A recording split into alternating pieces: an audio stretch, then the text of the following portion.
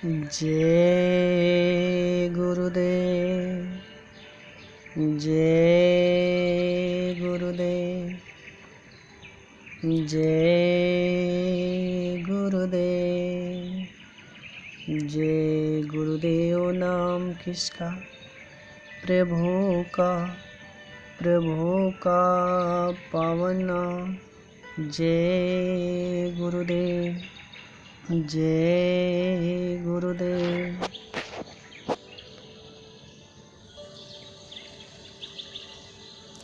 आज यहाँ पर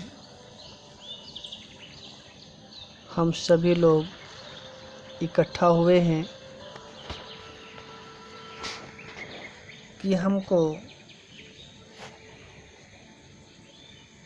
सुख और शांति का अनुभव कैसे हो, इसी उम्मीद में आए हैं। तो हम अपने मन की शांति के लिए जो कुछ सुनना चाहते हैं उसके संदर्भ में आज हम लोग बैठ कर के आपस में विचार करेंगे कि हमारे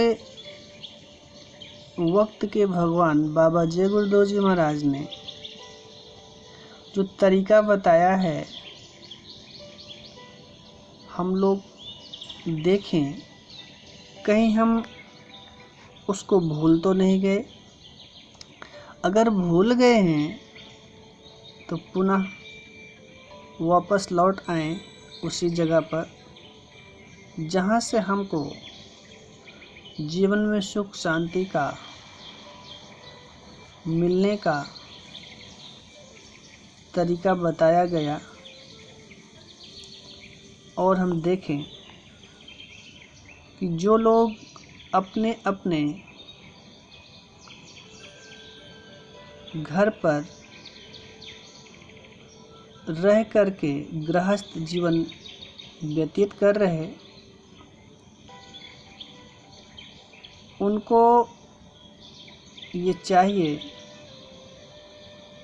कि अपने उस मालिक के वचनों को माला की तरह फेरते रहें। क्योंकि जब कोई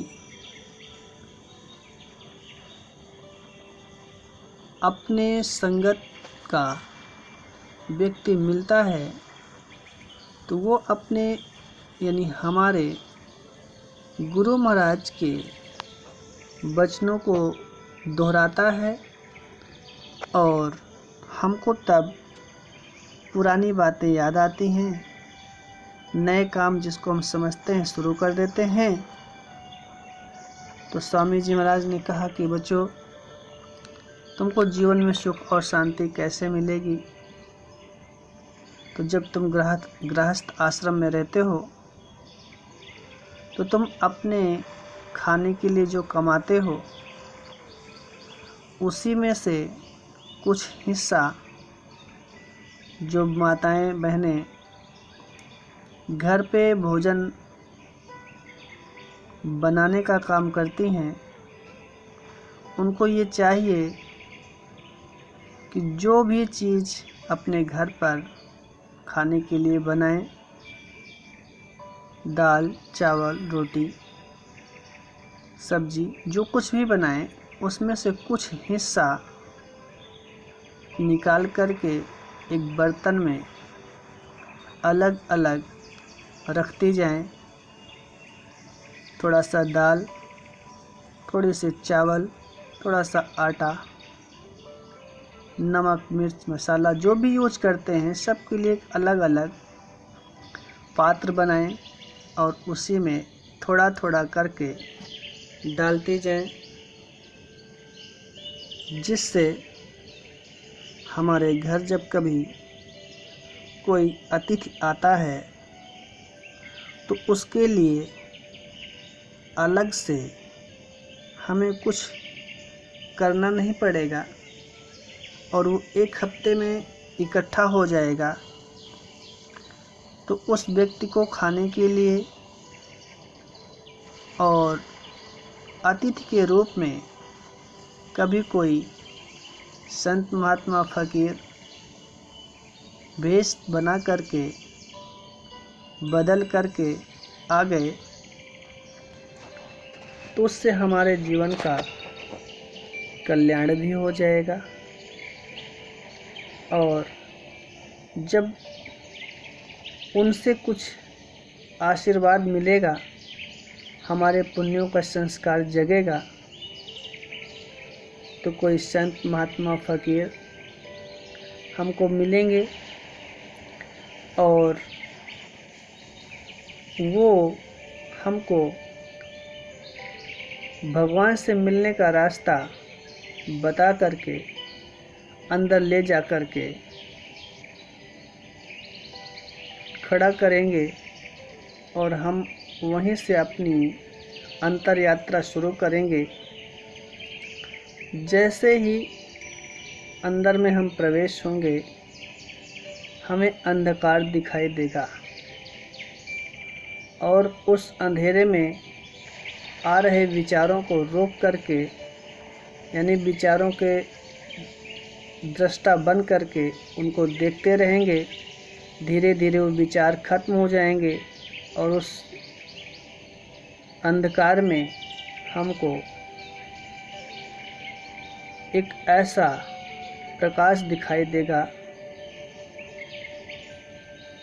जिसमें इतनी ज़ोर से आवाज़ होगी कि उस आवाज़ को हमारी आत्मा सुनेगी, आत्मा के कान सुनेंगे, ना कि शरीर के कान सुनेंगे। यदि शरीर के कान की बात की जाए, आँख की बात की जाए, तो ये तो इनके पर्दे फट जाएंगे। इसलिए इस शरीर शून्य हो जाता है, तब हमारी अंतर यात्रा शुरू होती है। ऐसे हमारे अंदर शक्ति जागृत होती है और धीरे धीरे हमको एक ज्योति जलती हुई दिखाई देती है। यानी हमारे जीवन में हमें अंदर से इतना बोध होता है, ज्ञान होता है, विवेक काम करता है कि जिसका निर्णय हम ले पाते हैं और अपने उचित और अनुचित का ख्याल रखते हुए साधना पथ पर चलते हैं। धीरे धीरे हमको आवाज़ें सुनाई देती हैं और उन आवाज़ों में इतनी कशिश होती है, इतना प्यार होता है, इतना लगाव, इतनी मीठी आवाज़ें होती हैं कि धीरे धीरे हम उनकी ओर ही खिंचते जाते हैं, आकर्षित होते जाते हैं। और एक दिन वो आवाज़ स्पष्ट रूप से हमको सुनाई देती है, तो पीछे की सारी आवाज़ें जो आती रहती हैं वो उसी में लय हो जाती हैं और वो आवाज़ हमको सीढ़ी का काम करती हैं। सीढ़ी बाई सीढ़ी हम चढ़ते जाते हैं। धीरे धीरे वो आवाज़ें बदलती जाती हैं और एक वक्त आता है कि जिनको परम पूज्य स्वामी जी महाराज बाबा जय गुरुदेव जी ने कहा कि बच्चों, तुम्हारे अंदर घंटा, शंख, घड़ियाल सब बज रहे और सब तुम्हारे ही अंदर कीर्तन, आरती, जो कुछ भी है तुम्हारे अंदर हो रहा है और तुम अंदर चल कर के उसको देखो। तुम्हारे अंदर खजाना गड़ा हुआ है और तुम उसके मालिक हो। तुम अपनी निरख परख करते हुए अंदर चलो तो जीवन में तुम्हें सच्चे सुख और शांति का अनुभव होगा। तो जिनको बाबा जय गुरुदेव जी महाराज से नामदान मिल गया, वो लोग अपने को भाग्यहीन नहीं, सौभाग्यशाली समझें कि ऐसे महापुरुष ने हमारे हाथ को मजबूती से पकड़ लिया है। तो हम आप भी उससे हाथ छूटने ना पाए और जैसे तैसे उसकी चाल में चलने की कोशिश करें, क्योंकि उसने कहा मुझ में तुम में कोई फ़र्क नहीं है, फ़र्क सिर्फ इतना ही कि जो ऊपर से आवाज़ आ रही है और तुम यदि उसका साथ दे दो, उसका साथ कर लो, तो तुम्हारा ये जीवन सफल हो जाए। तो हम आप ये सोचें कि संसार के काम तो 24 घंटे करें तो कम नहीं होंगे, लेकिन दिन में कम से कम शाम सुबह तो 2-2.5 घंटे 3 घंटे का समय निकाल कर के हम अपने लिए कुछ करें। जब अपने लिए कुछ करने लगेंगे तो हमको महसूस भी होने लगेगा कि हमारा अंदर और बाहर सब ठीक हो रहा है, क्योंकि अंदर से ही बाहर होता है और बाहर से जो हम अंदर लाते हैं वो कुछ नहीं होता है, खाली हमारे लिए उलझन, तनाव, चिंता, परेशानी होती है। तो इन सब से बचने के लिए हम समय समय पर ऐसे जगह की तलाश करते रहें जहां हमारे हित की बात हो रही है, हम भी वहां पर पहुंचने की कोशिश करें, जिससे कि दुख भी हमको आए तो वो ऐसे निकल जाए कि पता ही न चले। क्योंकि हमको इस प्रार्थना को भी ध्यान में रखते हुए करना है कि हे स्वामी जी महाराज, जो हमारे हित में है उचित दया करें, हमारे कर्मों को इस तरह काट दें हमें पता न चले और सभी के अंदर सद्बुद्धि आ जाए। जब हम ऐसी प्रार्थना करेंगे तो वो मालिक हमारा अहित तो होने ही नहीं देगा और हमारा जहाँ तक हित है वहाँ तक ही ले जाएगा। तो हमको शंका नहीं होगी, और जब शंका नहीं होगी तो हमको सफलता मिलेगी, निश्चित है। नहीं तो हम कभी करें कभी नहीं करें और बोले हम तो सत्संगी हैं, तो जब तक सत्य का संग ना हो जाए तो कैसे सत्संगी हैं। तो सत्य तो आत्मा और परमात्मा है और उसकी जो आवाज़ है वो हमारे अंदर है। हम जरा समझने की कोशिश करें कि हम कौन हैं, अन्यथा ये जीवन ऐसे चला जा रहा है जैसे कि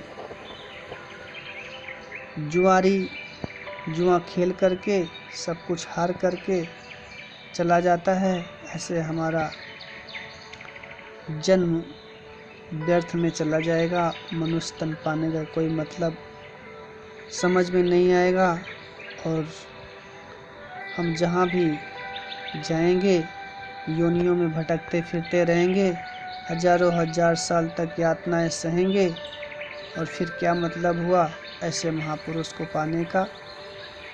तो हमारी तो सबसे ये बार बार करबद्ध प्रार्थना है कि सभी लोग जय गुरुदेव नाम पर शंका न करें और अपने अपने लिए कुछ ऐसा काम करें कि जिससे हमारा जीवन उस मालिक के चरणों में, उसकी याद में और अपने धाम पहुंच जाए। यही शुभकामना के साथ में हम आपसे विनती करते हुए अपनी वाणी विराम देते हैं। कहने सुनने में किसी तरह से कोई भूल चूक त्रुटि गलती हो जाए तो अपना ही छोटा बच्चा भाई समझ करके माफ़ करने की कोशिश करें। जय गुरुदेव, जय गुरुदेव, जय गुरुदेव।